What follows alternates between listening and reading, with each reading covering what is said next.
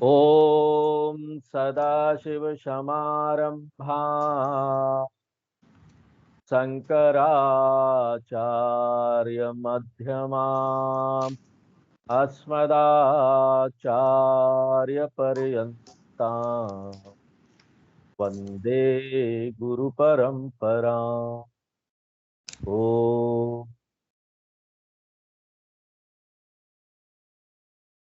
13वें अध्याय के 24वें श्लोक के साथ भगवान कृष्ण ने जो अंतिम विषय है उसके बारे में भी हमको बता दिया। अंतिम विषय क्या था? पुरुष और प्रकृति। ये विषय उन्होंने 20 नंबर श्लोक से शुरू किया था और 24 नंबर श्लोक में समाप्त किया। और समाप्त करते करते उन्होंने ये बताया कि ये जो ज्ञान है ना, ये मुक्त कर देने वाला ज्ञान है। यह एवं व्यक्ति पुरुषम प्रकृतिम च गुणैः सह सर्वथा वर्तमानोपि न स भूयो भिजायते। एक व्यक्ति जो ये जानता है कि शरीर और मन का जो संघात है वो प्रकृति है, और जो ये जानता है कि वो जो है ना वो पुरुष, ये जो विजडम है, ये जो ज्ञान है ना, उसको जन्म मरण के चक्कर से छुटा देता है। क्योंकि ये जो जन्म मरण का चक्कर है ना, वो कहाँ हो रहा है पता है? प्रकृति में हो रहा है। और ये जो भौतिक शरीर है वो प्रकृति है, मन जो है वो प्रकृति है। मन और शरीर जब एक साथ आता है तो हम बोलते हैं हमारा जन्म हो गया, और मन और शरीर जब अलग हो जाता है तो हम बोलते हैं मृत्यु हो गया। एक जब व्यक्ति मर जाता है तो क्या होता है?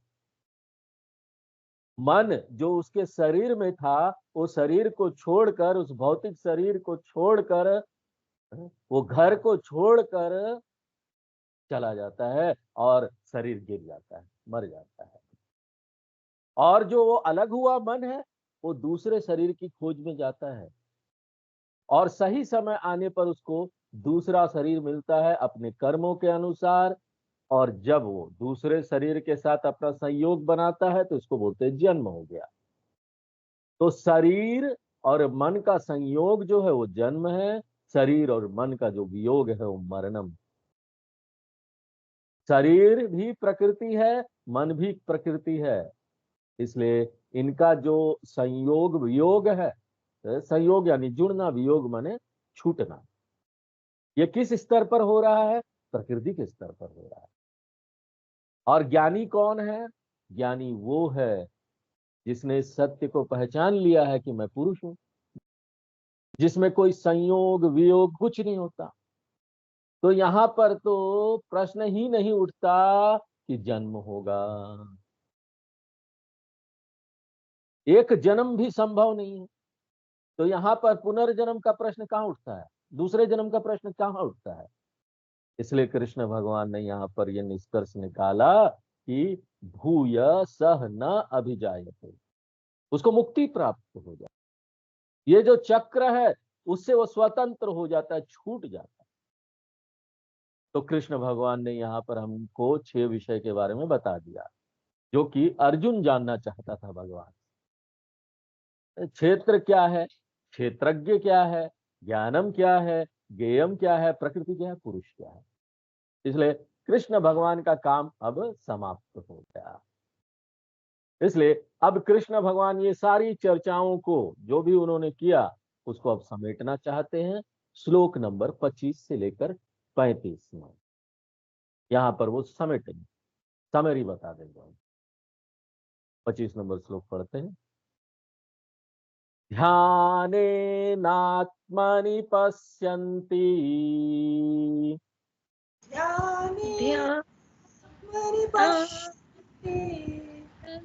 केचिदात्मनमात्मना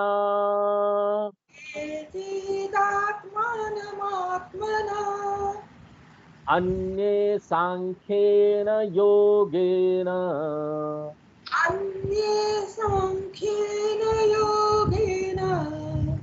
कर्म योगेन चापरे।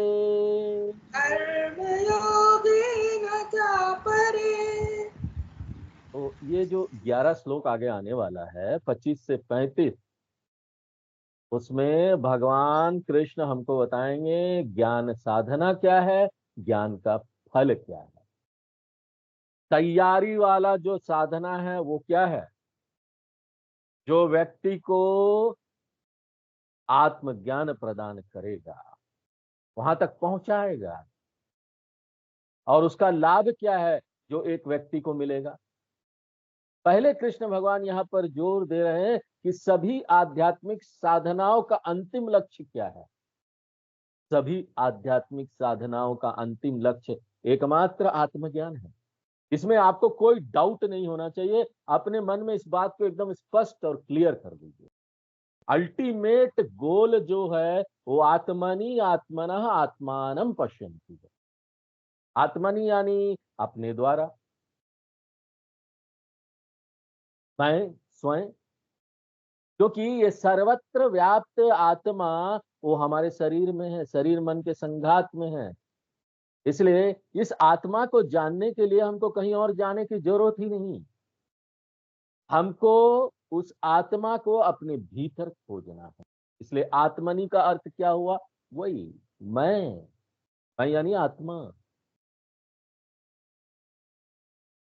आत्मनि का अर्थ हृदय आकाश।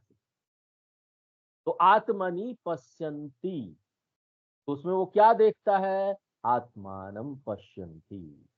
आत्मानम यानी सच्चिदानंद आत्मा को। तो पहला जो अर्थ है ना आत्मनि, वो हृदय आकाश को बताता है। उसका अर्थ है, पहला आत्मनि जो बोल रहे हैं वो हृदय आकाश है।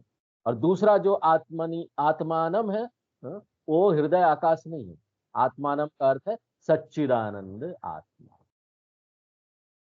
तो वो जो साधक है उसको इस आत्मा को अपने हृदय में ढूंढना पड़ेगा। ध्यानेन आत्मनि, आत्मनि। तो पहला वाला जो आत्मा हृदय आत्मा, दूसरा वाला आत्मा सच्चिदानंद आत्मा। तो उसको अपने हृदय आकाश में ढूंढना पड़ेगा। और किस इंस्ट्रूमेंट से, वो तीसरा जो आत्मा श्लोक में बोल रहे हैं ना, वो इंस्ट्रूमेंट किससे किससे हो जाए, किस इंस्ट्रूमेंट से, किस उपकरण से एक व्यक्ति ज्ञान प्राप्त करता है। तो ये जो ज्ञान का उपकरण है उसको भी आत्मा ना बोला जाए। तो तीन आत्मा यहां हो गया, बड़ा कंफ्यूजिंग है। तीन तीन आत्मा ये क्या हो गया, आत्मनि आत्मानम आत्मना पश्यन्ति। तो पहला आत्मा जो बोल रहे हैं श्लोक में वो हृदय है, अपने हृदय में। दूसरा आत्मा जो बोल रहे हैं वो सच्चिदानंद आत्मा है। और अब जो तीसरा आत्मा है वो क्या है, वो उपकरण है। उपकरण क्या है, हमारा अपना बुद्धि है। आत्मना यानी बुद्धया, क्योंकि सभी ज्ञान हमको कहां पर होगा, कौन सा इंस्ट्रूमेंट है, बुद्धि में होगा। ज्ञान प्राप्त करने के लिए और कोई भी कारण है क्या, उपकरण है। शरीर को ज्ञान प्राप्त होता है कि हमारे शरीर को ज्ञान प्राप्त हो गया, और आत्मा को खुद ज्ञान तो प्राप्त हो नहीं सकता। कोई भी ज्ञान किसी उपकरण या करण के माध्यम से भी से ही होगा। तो वो उपकरण क्या है, बुद्धि। हर ज्ञान बुद्धि में होता है। किस तरह का बुद्धि, एक रिफाइंड बुद्धि, एक परिष्कृत बुद्धि, जिसको गुरु शास्त्र उपदेश का भी सहारा मिल रहा है। खाली बुद्धि, बुद्धि में वो भी आ जाएगा। अपने आप बुद्धि में बैठे बैठे ज्ञान नहीं हो सकता। उसमें हम सपोर्ट किसका है, गुरु शास्त्र उपदेश का। एक रिफाइंड बुद्धि, एक परिष्कृत बुद्धि, और गुरु शास्त्र उपदेश का सहारा लेकर उसको ज्ञान प्राप्त होता है। शंकराचार्य जी जब अपना भाष्य लिखते हैं गीता के ऊपर, इस श्लोक पर लिखते हैं, तो वो यहां पर बताते हैं कि शास्त्र आचार्य संस्कृतः अंतकरणेन, ऐसे मन की सहायता से जिसको गुरु और शास्त्र उपदेश का सहारा मिला हुआ है। तो ऐसे मन से एक व्यक्ति को आत्मज्ञान प्राप्त करना है। और इस आत्मज्ञान का निष्कर्ष कहां होगा, कल्मिनेशन कहां होगा, अल्टीमेट साधना का लक्ष्य क्या है? ये सारे जो तैयारी वाले साधना है, वो कहां जाकर उसका परिसमापन होगा? क्लाइमेक्स कहां पर है? तैयारी वाले साधना क्या है जिससे एक व्यक्ति को गुजरना पड़ेगा ताकि वो क्लाइमेक्स तक पहुंच सके, आत्मज्ञान तक पहुंच सके, अपने आप को पहचान सके मन के माध्यम से। और इसको यहाँ पर ना शास्त्रों में अलग अलग चरणों में प्रस्तुत किया जाता है। अलग अलग संदर्भ में अलग अलग चरण बताते, कहीं 3 चरण बताते, कहीं 2 बताते, कहीं 5 बताते हैं। यहाँ पर 5 चरणों में बताया गया। एक व्यक्ति को 5 चरणों से गुजरकर आत्मज्ञान प्राप्त होता है।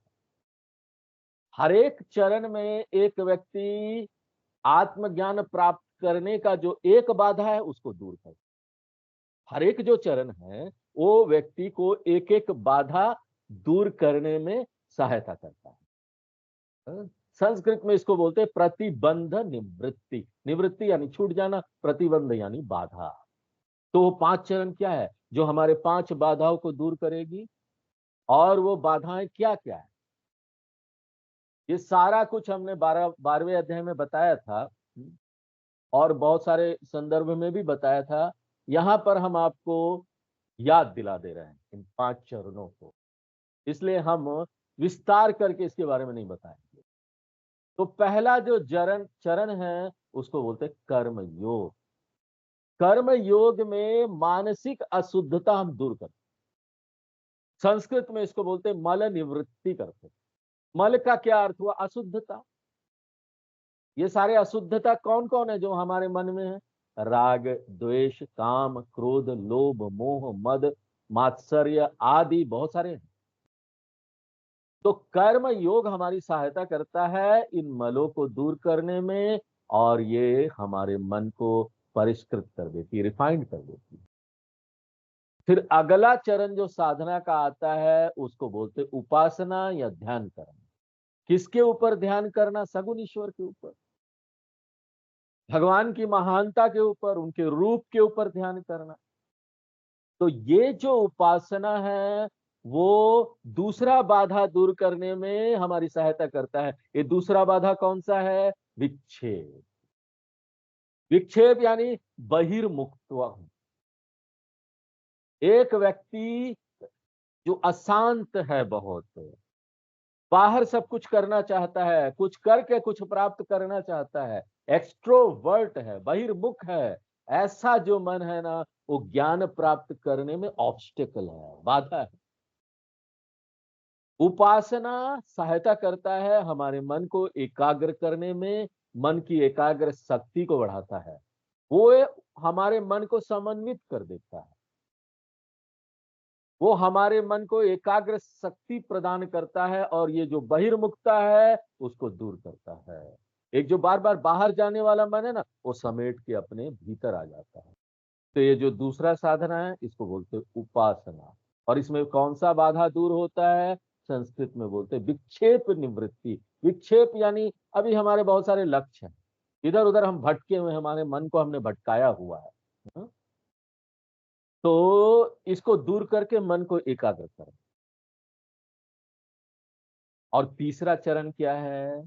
तीसरा चरण जो है वो वेदांत का श्रवण है। और किस तरह से हमको वेदांत का श्रवण करना है? सिस्टमेटिकली करना, व्यवस्थित रूप से करना, सतत करना। और कैसे शास्त्रों का अध्ययन करना है? कुछ भी अध्ययन करना है ऐसा नहीं, कोई भी ग्रंथ ले लिया अध्ययन करना है ऐसा नहीं। उपनिषद या वेदांतिक शास्त्रों का अध्ययन करना है एक सक्षम आचार्य के मार्गदर्शन में। ऐसा जब हम करते हैं ना तो इसको बोलते हैं श्रवण किया। और श्रवण क्या दूर करता है? किस बाधा को दूर करता है? अज्ञान। हमको अपने बारे में अज्ञान है, इसको दूर करता है। तो तीसरा जो बाधा है ना वो अज्ञान है, जो श्रवण के माध्यम से दूर होता है। तो कर्म योग से क्या दूर होता है? मल निवृत्ति होता है। उपासना से क्या होता है? विक्षेप निवृत्ति होता है। श्रवणेन अज्ञान निवृत्ति, श्रवण करने से अज्ञान की निवृत्ति होती है। तो ये 3 चरण समाप्त। अब साधना का जो चौथा चरण है उसको मनन बोला जाता है। मननम करते हैं, अपने बारे में पूछते हैं, और हमको जो ज्ञान प्राप्त हुआ है उसको लेकर हम संतुष्ट है कि नहीं, हमारा मन बुद्धि उसको स्वीकार कर रहा है कि नहीं, हमारे टीचर ने हमको शास्त्रों का ज्ञान दिया, क्या मैं बौद्धिक रूप से सेटिस्फाइड हूं? क्योंकि कोई भी ज्ञान आप बुद्धि को सेटिस्फाई करना चाहिए, विश्वास दिलाना चाहिए, कन्विंस होना चाहिए। जब तक डाउट है, इफ एंड बट है, तब तक ना बाधा है। एक जो संशय सहित ज्ञान है वो अज्ञान के बराबर ही है। Doubtful knowledge is as good as ignorance. इसलिए मनन करते हैं हम, बहुत सारे प्रश्न उठाते हैं और उसका उत्तर ढूंढने का प्रयत्न करते हैं। ये हम अपने आप करते हैं या फिर आचार्य की सहायता लेते हैं। अपने आप मिल जाता तो ठीक है, नहीं मिलता है तो आचार्य से पूछ। इसे चौथा चरण जो है मननम का, इसका हमको लाभ क्या प्राप्त होता है? संशय निवृत्ति। हमारे मन में जो डाउट है वो खत्म हो जाता है। हम ज्ञान को कन्विक्शन में बदल देते हैं, हम कन्विंस हो जाते हैं, हमारा बुद्धि उसको स्वीकार कर लेती है। तो ये जो बौद्धिक बाधा है इसको हम दूर करते हैं। उसके बाद आता है पांचवा और फाइनल स्टेज साधना का, जिसको निधि ध्यासनम बोलते हैं। निधि ध्यासनम में हम अपने आदत वशात जो अंदर से हमारी जो वासना बहुत पुराने जन्म का पड़ा हुआ है, और आदत वशात उस वासनाओं के अनुसार जो हम यहाँ पर प्रतिक्रिया देते हैं उसको दूर। क्योंकि हमको ऐसी आदत बन गई है, ज्ञान है ना, फिर भी कई बार रिएक्शन हम ऐसा देखते हैं। वो अंदर से वासना के कारण आता है, ऐसा नहीं कि हमको ज्ञान नहीं है, लेकिन अंदर से वासना इतनी गहरी बनी पड़ी है, उसको दूर करने में समय लगता है। एक हैबिट बनाना पड़ता, एक हैबिट जो सालों से बन गई है, और ये हैबिट जो है ना अंदर भीतर पड़ा हुआ है कि मैं आत्मा नहीं हूं, मैं तो शरीर हूं, ये हैबिट है। और ये हैबिट कब से बना हुआ है?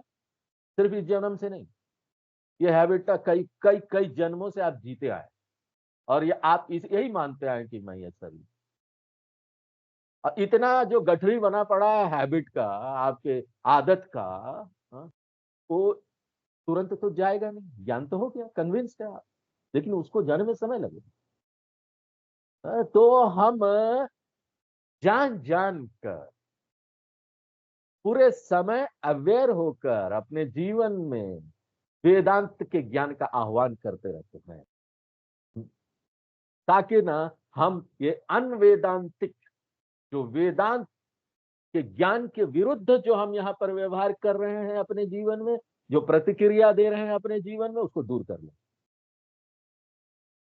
हर एक क्षण जब हमारे मन में तनाव आता है, डिस्टर्बिंग रिएक्शन होता है, तो वो रिएक्शन कैसा है? वेदांत के विरुद्ध है। हमको ज्ञान मिला, हमको डिस्टर्ब नहीं होना, हम तो वही आत्मा है, लेकिन फिर भी हो जाते। एंजाइटी आ जाता है, तनाव आ जाता है, निराशा फ्रस्ट्रेशन आ जाता है, कुंठा आ जाता है, अपने मन में ग्लानि आ जाता है कभी कभी, और बहुत भय आता है मन में, असुरक्षा की भावना आती है, संबंधों के साथ यहाँ आ सकती है। ये सारी जो वासनाएं हैं ना, वो बहुत पुराने जन्म से गठरी बनाए हुए हैं, अंदर हैबिट बन गया है। कई बार हम हैबिट के कारण भी काम करते हैं। हम अपना घर बनाते हैं, हमको आदत है कि ना घर के पहले रूम में घुसते साथ ही राइट साइड अलमारी है, वहां से हम अपना कपड़ा निकाल लेते हैं। उसके बाद 2-3 साल 4 साल आदत हो गई, उसके बाद हमने रिनोवेशन कराया, अलमीरा को लेफ्ट साइड में कर दिया। लेकिन कुछ दिनों तक क्या होता है हमको मालूम है, हमने खुद ही अलमीरा को अलमारी को लेफ्ट साइड में किया। वो हमको ज्ञान है ना कि अलमीरा लेफ्ट साइड में मैंने ही किया। लेकिन जब हम घर में घुसते हैं ना तो सीधे क्या राइट साइड में जाते हैं, है? रिएक्शन हो, फिर ये ध्यान आता, अरे नहीं नहीं, हम नहीं खुद उसको, तो इसको बोलते हैं आदत है। ज्ञान होने के बाद भी ये आदत पर, इसको दूर करने के लिए क्या करना है? निधि ध्यान, पांचवा और फाइनल स्टेज साधना का। और ना, हर एक व्यक्ति को ना इन 5 चरणों से गुजरना ही होगा, अनिवार्य। कोई ऑप्शन नहीं है, विकल्प नहीं है आपके पास, ये सब कंपलसरी है। अब सोचिए, एक व्यक्ति जो पहले 2 चरण से गुजर चुका है या 3 चरण से गुजर चुका है अपने जीवन में, और पूरी यात्रा उसका समाप्त नहीं होता, वो अंतिम चरण तक पहुंच नहीं पाया और उसकी मृत्यु हो जाती है। मान लीजिए, हाँ, इतना सब मेहनत करने के बाद स्वामी जी मृत्यु हो गई उसकी, इस संसार का भी नहीं रहा और मुक्ति भी नहीं मिली, चला गया, क्या करोगे? क्योंकि हर एक चरण का साधना है ना, वो अपना समय लेता है, लंबा समय लेता है, अपना अपना टाइम लगता है उसमें। और एक व्यक्ति अगर मर गया इसको पूरा किए बिना, तो भी ये लाभदायक है, तो भी इसी को करना चाहिए। क्योंकि एडवांटेज क्या है, लाभ क्या है? ये अगले जन्म में हमारे साथ जाए। अगले जन्म में जब हम जाएंगे तो हमको कर्म योग से शुरू नहीं करना पड़ेगा, वो तो हम कर चुके हैं। ये ऐसे ही है कि हम जब एक स्कूल छोड़कर दूसरे स्कूल जाते हैं तो ट्रांसफर सर्टिफिकेट लेते हैं एक स्कूल से। एक स्कूल में 5वें क्लास तक पढ़े हैं, ट्रांसफर सर्टिफिकेट लिया तो दूसरे स्कूल में हमारा 6ठे क्लास में एडमिशन होता है। क्यों? 5वां क्लास तक हम पास कर चुके हैं।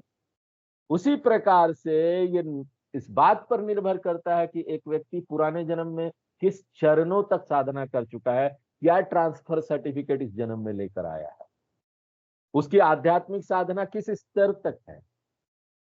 या तो उसने कुछ भी नहीं किया तो उसको शुरू कर्म योग से करना पड़ेगा, या कर्म योग कर चुका है तो उपासना से शुरू करना पड़ेगा, या उपासना कर चुका है तो बचपन से ही ना 8 साल 10 साल का होगा तो नचिकेता जैसा बन जाएगा, बोलेगा हमको श्रवण ही करना, हमको तो वेदांत ही अच्छा लगता है। या तो पांचों करना पड़ेगा, या 1 to 5 करो, या 2 to 5 करो, या 3 to 5 करो, या 4 to 5 करो, हाँ? या सीधे 5 करो, कई लोगों को तो सीधे 5 हो जाता है। ये पांचों क्या है? कर्म, उपासना, श्रवण, मनन, निधिध्यासन, इसी क्रम में करना। और यहां पर आप देखेंगे कि इस संसार में आध्यात्मिक जीनियस लोग भी हुए हैं, अंग्रेजी में बोलेंगे spiritual prodigies, extra ordinary spiritual prodigies, जिनको यहाँ कुछ नहीं करना पड़ा। जो भी हम ये चरण बता रहे हैं उनको नहीं करना पड़ा, ना ही उनको गुरु के पास जाना पड़ा। क्यों? क्योंकि ना पिछले जन्म में वो करके आए हैं। स्पिरिचुअल प्रोडिजी, आध्यात्मिक जीनियस का क्या मतलब है? जिसने 4 चरण पुराने जन्म में कर लिया था, पूर्व जन्म में कर लिया है, तो इस जन्म में उसको और कुछ नहीं करना, सीधे सीधे 5वां चरण में श्रवण उसको करने की जरूरत नहीं है, कर्म योग उपासना योग कुछ करने की जरूरत नहीं है, कोई गुरु की जरूरत भी नहीं है उसको।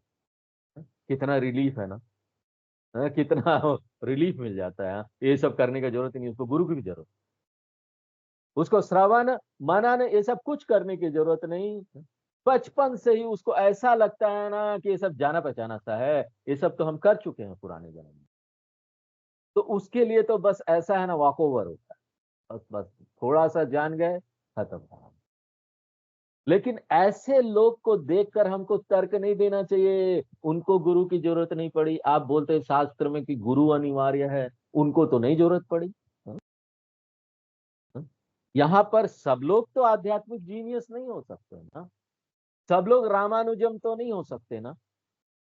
रामानुजम को मैथ्स पढ़ने के लिए स्कूल की जरूरत नहीं पड़ी। तो अगर हम यही सोचकर, यही तर्क देखकर पूरे स्कूल को बंद कर दें इस संसार में, तो सब रामानुजम नहीं बन सकते, सब रमन महर्षि नहीं बन सकते जिनको गुरु की जरूरत नहीं पड़ी। वो पुराने जन्म में करके आए थे, ये तो देखिए। जरूरत सबको पड़ी है, या तो इस जन्म में या पुराने जन्म में। वेद बताते, शास्त्र बताते, ये सत्य है, यही मार्ग है।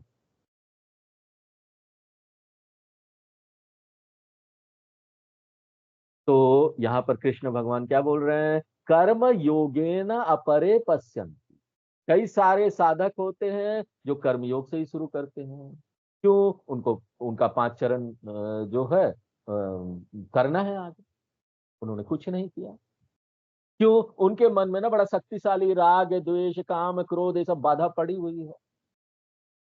और यहाँ जो कर्मयोग शब्द का उपयोग कर रहे हैं श्लोक में भगवान, उसमें वो 2 चरणों को बता रहे हैं। 2 चरण को हमको इंक्लूड करना पड़ेगा। उपासना उन्होंने बोला नहीं है, हमको जोड़ना पड़ेगा। तो कुछ लोग होते हैं जिसको पहले चरण से शुरू करना पड़ता है, या दूसरे चरण से शुरू करना पड़ता है। कर्म योगेन या उपासना योगेन। हाँ? कर्म योग को यहाँ पर आप 2 चरण ले लीजिए, कर्म और उपासना दोनों ले लीजिए। तो यहाँ पर कुछ लोग हैं जिनका ना मन पहले से रिफाइंड है, बड़ा शुद्ध मन लेकर आए हैं, समन्वित मन लेकर आए हैं। तो प्राकृतिक रूप से ना उनको भौतिक चीजों में कोई दिलचस्पी ही नहीं होती, बचपन से ही ना कोई दिलचस्पी नहीं। उनको बस आध्यात्मिकता की तरफ ही रुचि होती। तो ऐसे लोग वो तीसरे या चौथे चरण से शुरू कर सकते हैं। और तीसरा और चौथा चरण किस शब्द से बोल रहे भगवान इस श्लोक में? सांख्य योगेन। ये सांख्य योगेन जो शब्द है उसका मतलब है तीसरा और चौथा चरण। तीसरा चरण क्या है? भूल गए तुम्हारे। अरे भूलना नहीं, तीसरा चरण है श्रवणेन, हाँ, चौथा चरण है मननेन। तो सांख्य योग जो बोल रहे हैं भगवान, क्या मतलब उसका? श्रवण और मनन। निर्भर करता है कि एक जो साधक है वो किस स्तर पर पहुंचा है। तो सांख्य योग यानी श्रवण और मनन। तो यहाँ पर कुछ एक विलक्षण लोग हैं जिन्होंने पूर्व जन्म में चारों चरण को पूरा कर लिया है। छठे अध्याय में कृष्ण भगवान ने ये बताया था गीता में। स्वामी जी छठा अध्याय तो याद ही नहीं, नाम क्या है, इतना पहले सुने थे भूल गए। भूल गए, कोई बात नहीं, हम यहाँ हैं याद दिलाने के लिए। तो वहां पर क्या बोलते हैं भगवान? तत्र तम बुद्धि संयोगम लभते पौर्व देहिकम। ये जो व्यक्ति है पुराने जन्म के कारण, पूर्व जन्म के कारण वो सारा कुछ अपना जो आध्यात्मिक साधना वो लेके आएगा, उसका लाभ प्राप्त होगा। उसको ये पता नहीं, ये संबंध पता नहीं होता, बचपन से उसको अच्छा लगने लगता है साधु संत। शंकराचार्य जी का फोटो रखेगा 8 साल 10 साल में कोई व्यक्ति। तो ऐसे लोगों को क्या होता है, उनको सिर्फ ना अंतिम चरण से ही गुजरना है। और अंतिम चरण किस शब्द से बता रहे भगवान इस श्लोक में? ध्यान। ध्यानेन आत्मनि पश्यन्। तो ध्यान जो है उसका अर्थ क्या हुआ यहाँ पर इस श्लोक में? निधिध्यासन, फाइनल स्टेज। उस फाइनल स्टेज में हम अपने आप को पूरी तरह से, अपने हैबिट को खत्म करते हैं, पूरी तरह से अपने आप को निष्ठावान बना देते हैं इस ज्ञान के प्रति। बार बार अपने आप को याद दिला के बार बार हम किसी भी तरीके से करिए। या तो आपको पता चल गया ये ज्ञान, दूसरे को बताइए, तो आप पूरे दिन उसमें रहेंगे ना, बताते रहेंगे तो। या फिर पढ़ते रहिए, या फिर बार बार सुनते रहिए, लिखते रहिए, नोट्स नोट्स बनाइए। कैसे भी निधि ध्यान आप कर सकते हैं। साधु संत के साथ बैठिए। एक उपनिषद में आता है ऐत्रेय उपनिषद, उसमें ऋषि वामदेव के बारे में बोलते हैं। ऐत्रेय उपनिषद, ऋषि वामदेव जो है वो अपने माँ के गर्भ में ही घोषणा कर देते हैं, हम ब्रह्मास्मि। सोचो, जो बच्चा अभी बाहर निकला भी नहीं वो बोल देता है मैं ब्रह्म हूं। तदुक्तम ऋषिना गर्भे नुषन्नन तेषाम वेदमहं देवानां जनिमानि विश्वा सतम मापुर आय सिर रक्षण अधश्योनो जवसा निर्दीयमिति गर्भ एव तक्षानो वामदेव एवं उवाच। गर्भ में ही उवाच, मैं वो हूं, मैं ब्रह्म हूं, अहम ब्रह्मास्मि। जबकि माँ को ही पता नहीं अहम ब्रह्मास्मि क्या है, लेकिन वो ऋषि वामदेव माँ के पेट में ही बोल देते हैं, डिक्लेयर कर देते हैं। उनको कोई गुरु की जरूरत नहीं पड़ी, उनको कोई श्रवण मनन निधि ध्यान करने की जरूरत नहीं पड़ी। तो कैसे हो गया? माँ के पेट में तो ये सब था नहीं, ना गुरु था, ना श्रवण था, ना मनन था, ये कैसे हो गया? अगर आप पूछेंगे तो ना 95% काम जो है वो पूर्व जन्म में हो गया था, थोड़ा बहुत बचा हुआ था। ऐसे लोग आध्यात्मिक जीनियस होते हैं, ध्यान में, गर्भ में ही ध्यान से उनको प्राप्त हो गया, गर्भ में ही निधि ध्यासन कर। तो ये निर्भर करता है कि हम किस स्तर पर इसको करके और छोड़ के अगले जन्म के लिए निकलते हैं।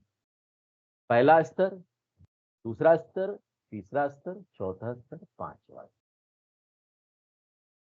26 नंबर श्लोक पढ़ते हैं। अन्ये त्वेवमजानन्तः अन्ये त्वेवमजानन्तः श्रुत्वान्येभ्य उपासते त्वान्येभ्योपासते तेऽपि चातितरन्त्येव तेऽपि चातितरन्त्येव मृत्युं श्रुतिपरायणाः। मृत्युं स्मृतिपरायणः। तो यहाँ पर कृष्ण भगवान ये संकेत देते हैं कि वेदांत का जो श्रवण है ना, कोई जरूरी नहीं कि अनिवार्य रूप से हम मूल शास्त्रों का ही अध्ययन करके प्राप्त करें। हम इस पर जोर नहीं देते हैं कि ना आपको उपनिषद ही पढ़ना चाहिए, आपको गीता ही पढ़ना चाहिए, आपको ब्रह्म सूत्र ही पढ़ना चाहिए। हम इस पर इंसिस्ट नहीं करते आपको कि नहीं नहीं आपको पढ़ना ही पड़ेगा ये। हाँ? हम किस पर जोर देते हैं? जो टीचिंग पार्ट है ना, इसके अंदर जो शिक्षा दी गई है उस पर जोर देते हैं। तो इसलिए अगर कोई गुरु है जो गीता और उपनिषद नहीं पढ़ाता, ब्रह्मसूत्र नहीं पढ़ाता, पंचदशी नहीं पढ़ाता, लेकिन उन सब का सार लेकर, इन ग्रंथों का सार लेकर वो एक अलग भाषा में इसको प्रस्तुत करता है, इन किताबों को छुए बिना अपनी भाषा में प्रस्तुत करता है, मान लीजिए अंग्रेजी में बताता है या अपने मातृभाषा में बताता है, रशियन में बताता है, चाइनीज में बताता है, कोई जरूरी नहीं ना कि वेदांत उसी भाषा में हो। वेदांत तो इस शिक्षा को बोलते। तो स्वामी दयानंद जी बोलते थे कि तुम पूर्ण हो। ये जो शिक्षा है ना, यही है वेदांत का। कोई भी भाषा हो, तुम पूर्ण हो, कोई भी भाषा हो, शिक्षा तो ये है। इसलिए पूर्णमदः पूर्णमिदम्, मैं पूर्ण हूं। ये जो ज्ञान है, ये अगर साउथ अमेरिकन लैंग्वेज में भी होगा ना, हमको उससे कोई फर्क नहीं पड़ता। इसलिए कृष्ण भगवान बोलते हैं यहाँ पर कुछ लोग हैं जिनको ना ये मूल शास्त्र का एक्सेस नहीं, उनको ये मिलता नहीं है, लेकिन फिर भी वो दूसरे और लोगों से इस ज्ञान को प्राप्त कर, गुरु से इस ज्ञान को प्राप्त कर लेते हैं। और गुरु को खुद इसका बहुत अच्छा ज्ञान है। गुरु ने खुद ओरिजिनल शास्त्रों को पढ़ा है। हमको नहीं पता, हाँ, मूल शास्त्र हमको नहीं पता, कोई बात नहीं, फिर भी हमको मुक्ति प्राप्त हो सकता है अगर हमको ये ज्ञान किसी और भाषा में मिले। अन्य तू, यहाँ पर दूसरे और लोग हैं, एवं अजानन्तः, वो इस ज्ञान को मूल शास्त्रों से नहीं प्राप्त करते। हमारे जो मूल शास्त्र हैं वो उपनिषद है, वो उपनिषद को नहीं पढ़ पा रहे हैं, नहीं पढ़ा, या प्रस्थान त्रय को नहीं पढ़ा, जिसमें प्रस्थान त्रय में क्या आते हैं? 3 चीज, उपनिषद, गीता और ब्रह्म सूत्र, ये उन्होंने नहीं पढ़ा। और उन्होंने ये मूल ग्रंथों का अध्ययन नहीं किया, लेकिन वो क्या करते हैं? अन्येभ्य श्रुत्वा, इस तरह से। एवं उन्होंने इस तरह से नहीं पढ़ा प्रस्थानत्रय को, लेकिन अन्येभ्य श्रुत्वा, वो दूसरे आचार्य के पास जाते हैं जिन्होंने इसको पढ़ा, जिन्होंने इसका अध्ययन किया। और ऐसे गुरु का मिलना कठिन है। ऐसे गुरु जो कि इतना सक्षम हो कि उन्होंने एक गीता उपनिषद सब पढ़ लिया और उसके बाद अपनी भाषा में उसको अरेंज करके व्यवस्थित ढंग से सिस्टमेटिकली आपको कम्युनिकेट, किस भाषा में, जो भी भाषा हो, जो भी भाषा स्टूडेंट समझ पाए। इसलिए देखिए, भारत में कोई भी राज्य हो, वेदांत का ज्ञान आपको उस राज्य के भाषा में जरूर मिल जाएगा। या तो उसके लोक संगीत में होगा, यहाँ पर किसी राज्य में चले जाइए, वहां पर क्या है कि एक महिला है, वो यहाँ पर लोरी गा के सुना रही है बच्चे को, ताकि वो सो जाए। तो वो बच्चे को सुलाने के लिए कुछ लोरी गाती है, लोक गीत गाती है, और उस लोक गीत में वेदांत आता है, अवस्था त्रय साक्षी आती है, ये सारी बातें आती है। उस लेडी को ये बात पता नहीं, अब बेबी को कहां से पता होगा, वो तो उसको सुला रही है लोक गीत गाकर। यहाँ पर तो इतना क्लास करने के बाद भी हमको ये समझ में नहीं आता है, वो तो एक लोक गीत है जो माँ कुछ नहीं जानती अपने बेबी को सुलाने के लिए सुला रही है। तो देखो वेदांत ना नींद भी ला देता है, सुलाने के लिए भी सुना देते हैं वेदांत। यहाँ पर हिंदी में, दूसरी और भाषा में, यहाँ पर आप जाएंगे भीतर हमारे गांवों में ऐसी लोरियां हैं जिसमें पंचकोश विवेक, अवस्था त्रय साक्षी, आत्मा सबकी बात करते हैं। तो ना आप इस ज्ञान को किसी और स्रोत से भी प्राप्त कर सकते हैं, स्रोत महत्वपूर्ण नहीं है, उसमें कंटेंट क्या है, क्या वही ज्ञान है, ये जरूरी है, वही ज्ञान होना चाहिए। अगर एक व्यक्ति उपनिषदों के सार को जान लेता है, उसके भीतर का जो मसाला है, कंटेंट है, मूल ज्ञान है, उसको जान लेता है, तो वो मुक्त हो जाएगा।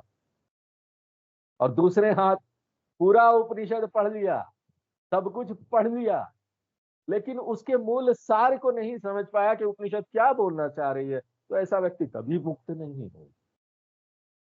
इसलिए कृष्ण भगवान क्या बोलते हैं, अन्येभ्य श्रुत्वा उपासते। वो इस साधना को करते हैं, समझते हैं, ज्ञान को आत्मसात करते हैं।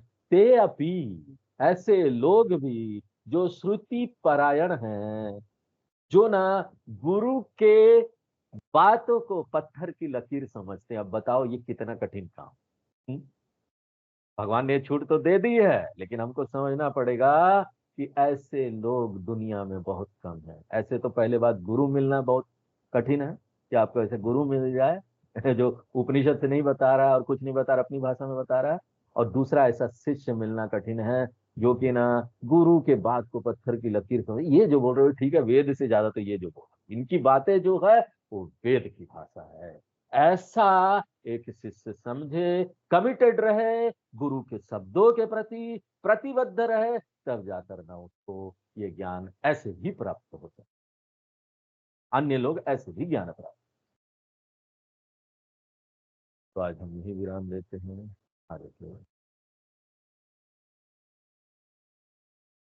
ओम पूर्णमदः पूर्णमिदं पूर्णात् पूर्णमुदच्यते पूर्णस्य पूर्णमादाय पूर्णमेवावशिष्यते। ओम शांति शांति।